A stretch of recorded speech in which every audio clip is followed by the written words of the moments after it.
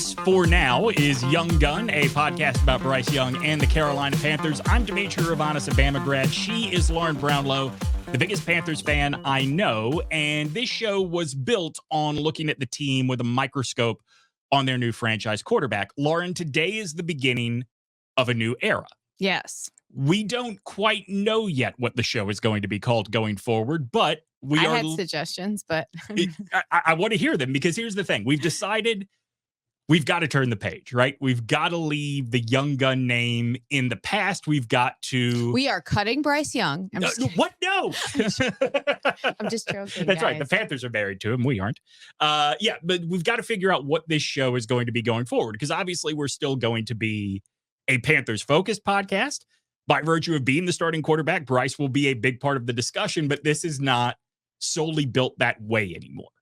Right. And look, I think we did a good job anyway of like focusing on things that weren't just Bryce. Sure. Anyway, so I think it's fine. But I think this year also made it clear that like as much as we would like to focus on the quarterback solely, there are a lot of other issues happening on this team that need to be addressed, both like on the field and off of it. I also think, and I'm sure you found this too each week on social media, maybe somebody that is maybe you have to be an experienced NFL quarterback, but certainly somebody with a quarterback coaching acumen could each week tell you what Bryce is doing right, what Bryce is doing wrong, what he can't control. But I'm sure you saw this each week on social media. There's a group of people that just don't want to hear that. I know. There's a group of people that just want to end at, why are we not winning? It's Bryce Young's fault. And you know what? I'll say this. I think that there's a tendency with quarterbacks, and I'm guilty of it as well. And who broke me of this habit actually is Josh Allen. Mm-hmm. But there is a tendency with quarterbacks, I think, when they're coming out of the draft, it's almost like we put ourselves into the amateur GM role where we're like, this guy's going to be great. And sometimes you don't have a strong feeling about a guy, so you don't say. But there are guys we all have strong feelings about one way or the other. Like, he's going to be a great pro quarterback. Mm-hmm. He's special. He's got the it factor. And then there are guys that we feel like, oh, he's going to be terrible. Yeah. Josh Allen was one of those guys that I was like, what are you doing? Why is this guy getting drafted? Right. I thought it was like the epitome of quarterback racism that they would have this dude from Wyoming that didn't even have like a 50% completion percentage because they like his arm talent. I'm like, no, this is insanity. Clearly, big idiot. That's the thing too, right? Like, we can get so swayed by year one, maybe year 1 and 2 but people combined. Get invested into that, you know? Right.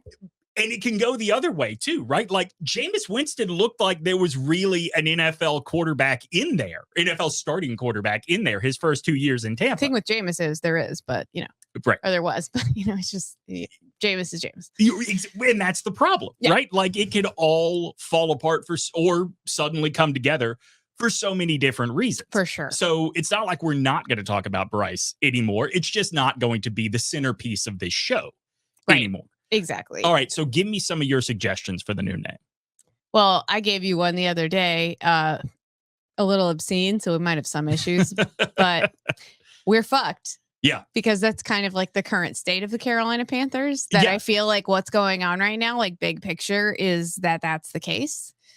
Just because we've seen nothing so far to trust that the person most responsible for making decisions surrounding this team will make good ones.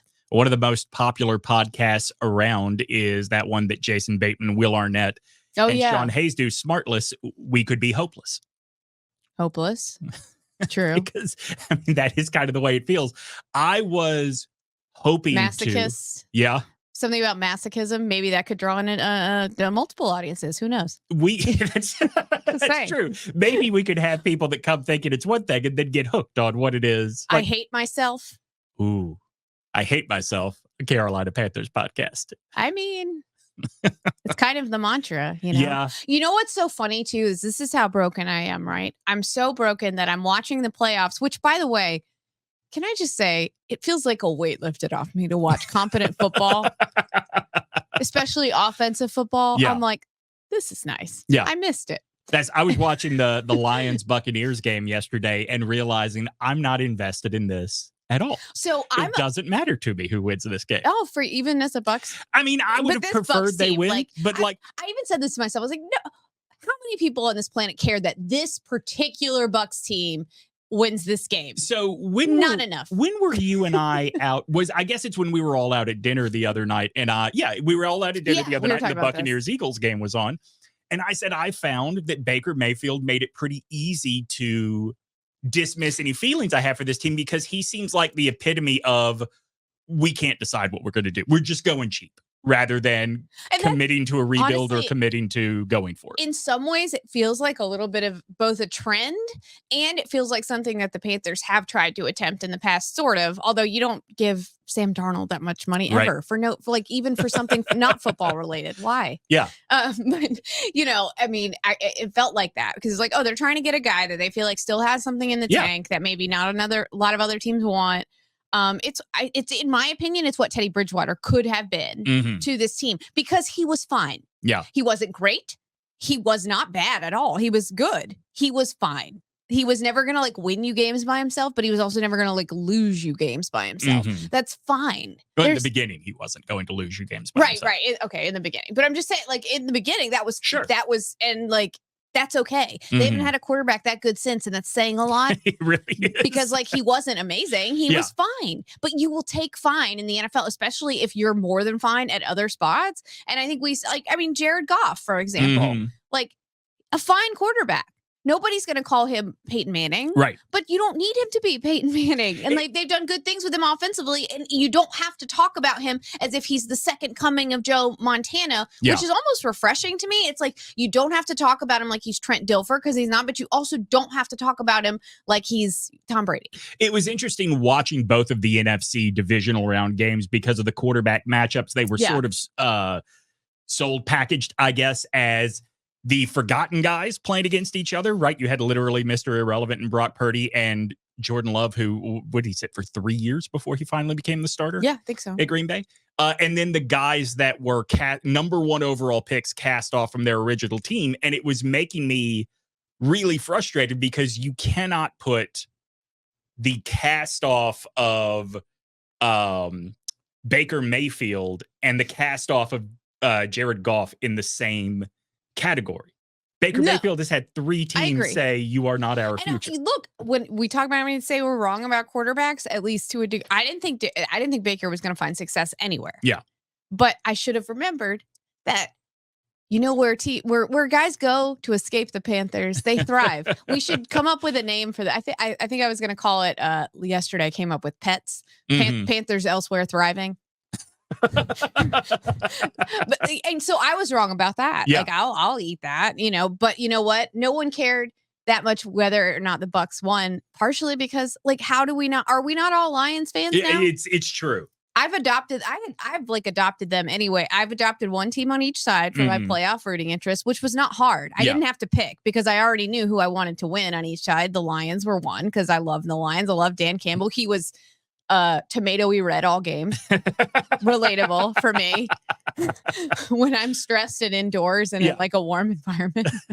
My face looks like that too. That's why I was like, oh, Dan. But that's my. I mean, who doesn't love the Lions? Although I thought they were going to screw it up, I was like, oh, please no, Lions. The Lions winning the NFC is the only way we do not get a recent Super Bowl rematch. Please, for the love of God, please. I can't with the 49ers. No offense to any of them.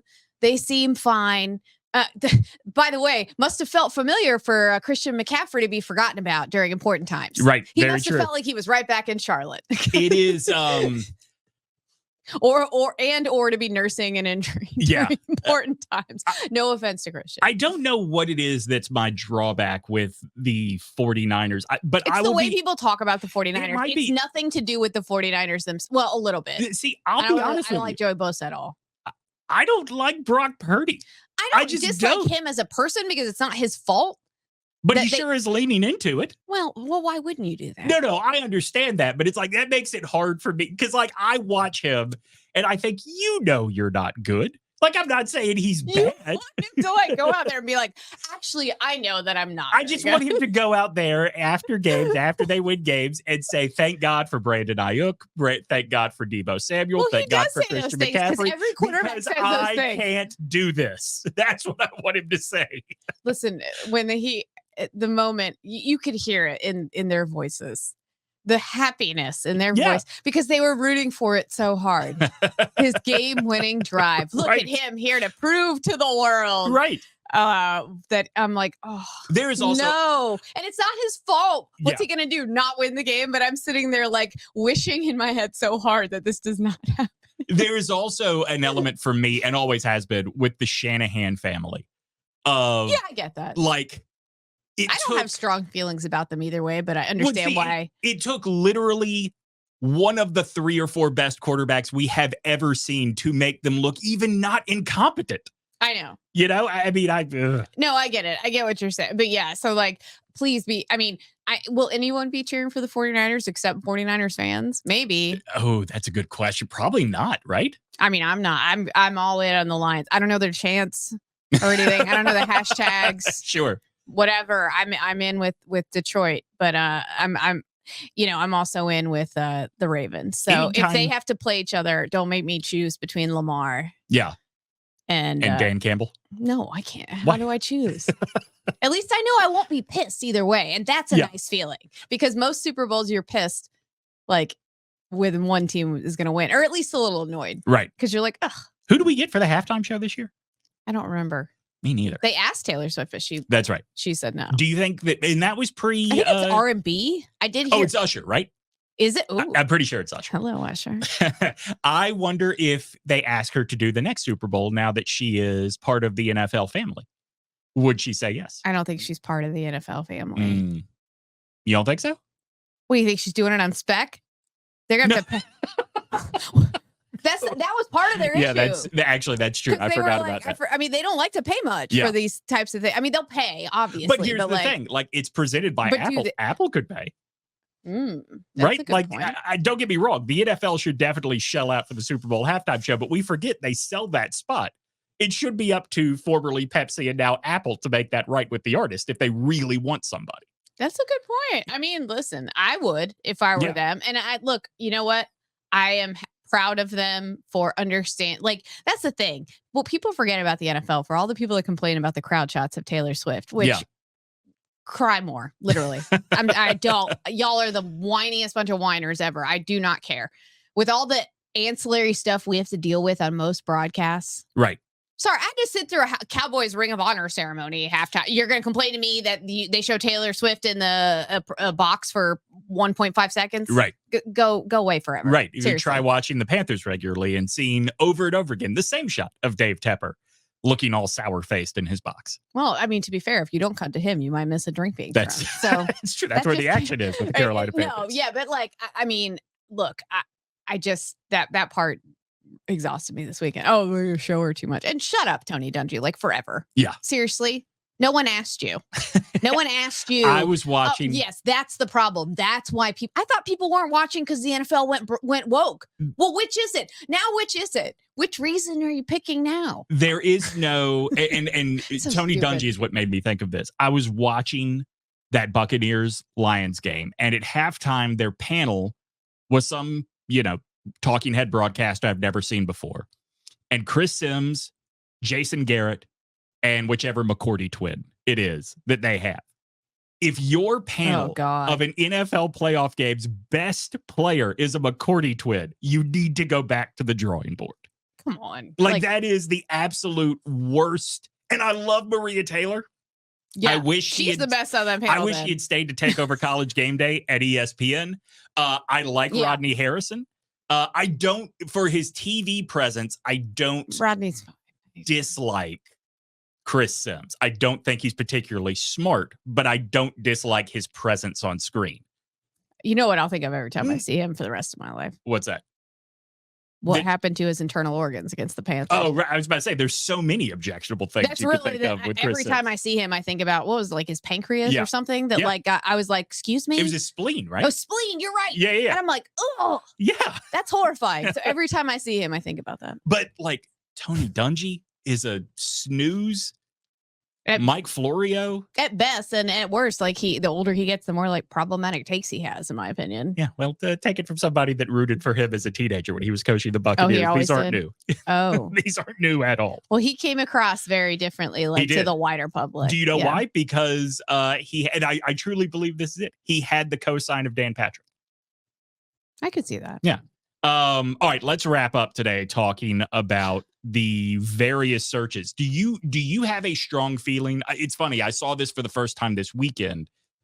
There are a lot of Panthers fans in my feed that really feel like this has to go in the proper order of GM before coach. Whereas it seems like these two searches are going on simultaneously. Well, I mean, like some of the guys that at least they were considering talking to would like to be both. So Right. you kind of can't do that. Yeah. And I think that if you are the Panthers, you have to know you can't do that, right? Like you can't do the Belichick model. You got to make sure. Yeah. I hope you know that. Right. Yeah. please know that. I think honestly, the biggest concern I've seen is just that there are so many defensive names being mentioned. And that's not to say that you can't be a good coach. I saw somebody like post something about what makes a great coach in the NFL. And, looking at somebody like a Dan Campbell, and is it that X and O really well? I don't think it's that. I think it really is more about, well, you have to hire the right people that do know those things, but it's also, we've talked about it too. It's just about like a guy that people whose message isn't stale and that the players believe in and can get behind and trust. Do you think that X and O is more important in the NFL than college? I think it's important for a head coach. For a head coach? I guess, but we're kind of splitting hairs because I honestly think like with the professionalization of college football, it's become in a similar vein, right? Like you see it with like at North Carolina. I'm not saying Mac Brown doesn't do any scheming, but he's very open, like in his press conferences about talking about like, ask my offensive coordinator that question, ask the defensive coordinator. You know what I mean? Like, so it does seem like there's way more delegation being done by some coaches that are more figureheads, but there are some that I think are more hands-on. And see, that's why I think X and O is a little bit more important for an NFL head coach. And that doesn't mean that I think you should throw out a good defensive coach that can get through. Like, I think if Ejiro Evero becomes the head coach, like there might be something to that. Your history determines your decision making to a degree, right? So like there are two types of coaches that could give you issues. One is a coach like a Mike McDaniel, who's an overthinker at times and maybe makes things a little too complicated as opposed to not, needing to simplify it. And then you have somebody like a Mike McCarthy with a very simple brain. Right. Who, I mean, like not trying to be, just saying like who will do the simple thing that doesn't make a lot of sense to do in the moment, just because, you know what I mean? So it's like, he's not thinking enough. Some people think too much. For me personally, I'd rather have a guy that thinks too much, wants to do different things, wants to innovate, wants to think outside the box. I'd rather lose with that guy than have like 500 EC. Like that's the thing. That's what's been for being a Carolina Panthers fan for so long, is having guys that seem to be nice guys and guys that the players like, but that I have never met a risk that they will take, like that are just the most conservative types of coaches that you can imagine. Like there's a reason the Riverboat Ron was such a crazy. He wasn't even doing anything that insane. Right. You know what I mean? That's the thing that like I think is important in the NFL, especially if things are set up in the traditional sense where there's a general manager, you have somebody making those personnel decisions. I want my head coach to be able, even if he's not calling the offense or the defense from down to down, I want him to be able to diagnose this is not working. Yes, that's the biggest thing. Like have a feel. Right. Yeah, that's important too. And like, you know what? Because taking risks shows your guys that like, I'm willing to take the responsibility for this play going wrong on me. Right. I'm willing to do that for you because I believe in you that much. Right. And so to not have coaches that like to do that has been quite frustrating for me at times. But that's the kind of guy that you see succeeding, in my opinion, in today's NFL. And that's the type of guy that ideally I'd like them to hire. We are in the modern way that coaching searches go. We're early in the process. Right now, we see more and more searches go to the end of the playoffs because of when you can interview these guys. Although what's from the Lions, Ben Johnson, he's just been like, you get an interview every free second he has. Yeah, he apparently has spent on Zoom doing interviews. He's had 2 with Tampa. Or excuse me, 2 with Carolina, 2 with Atlanta. I'd be very happy with that one. I would too. Is there anybody that you've seen that's interviewed, we'll wrap here, that you would not be happy with? Lots of them. There are several, 2 that jump out to me. I don't want Bobby Slowick from the Texans. Sorry. Listen, by the way, P.S. Speaking of quarterbacks, I wouldn't say I was wrong about because I never said that he was bad. Yeah. I never. But listen, you can see right now where they are in their careers, watching that playoff game, CJ Stroud has that extra thing that you want in a number one quarterback, in a number one pick at quarterback. Yeah. He is a guy that can make plays for you when all else breaks down and win games. So yes, I get it. Anyways, just wanted to throw that out there because the only other full game I ever watched them play was the Panthers game. Obviously didn't reflect great on them. Not the best show of his skills. Yeah. But like during that game, I was screaming at their offensive coordinator. So no, I would not be. Yeah, no, I don't want him, and I don't want I would not necessarily. And I didn't even want them to win. I just was still like, "Why are you doing this? You're so annoying." I would not necessarily like bristle at a retread, but the retreads that we've heard, Quinn, Raheem Morris. I'm not Raheem. Maybe a little more than Raheem. I'm a little more intrigued by. So but he's certainly been longer back to the drawing board since his last head coaching stint. But I don't know. Like none of these get me super excited. No, literally. Even Ben Johnson doesn't get me super excited. I mean, I wouldn't say super, but he's the first. Like, cause with Frank Reich, the one thing I was happy about was like offensive mind. Right. Right. Didn't know the mind didn't work anymore, but that's fine. Neither here nor there. Or the mind was in idle mode the whole time he was here, but whatever. Like that's my biggest thing is I just want a younger guy with like a fresh approach and one that the players can like and get behind and care about winning for. We agree that we do not want Belichick, right? God, yes. Why are we? No, we do not. What if Dave Tepper sees the chance to steal headlines by hiring Pete Carroll? Oh, to me, you know what? It's less objectionable than Belichick. No, it's so fun. Like, Ovius literally thought Giglio brought this up to upset me last Monday when I sat in for Ovius on the podcast. However, he was genuinely asking because it was a thing, the Mike McCarthy thing. Yeah. Like, that would make me perhaps as mad, if not more mad, actually more mad. The Pete Carroll hiring would make me more mad than Mike McCarthy. I mean, because I also don't like him as a person. Right. I would never stop talking about 9/11 because he is, for people that don't know, he is a 9/11 truther. He's the worst. That might become the name of this podcast if they hire Pete Carroll. I could not even look at the sideline. Look at his stupid mouth full of gum. Yeah. Ugh. Jet fuel can't melt steel beams. Like, just retire. Carolina Panthers podcast. Why don't these coaches just retire? Go away.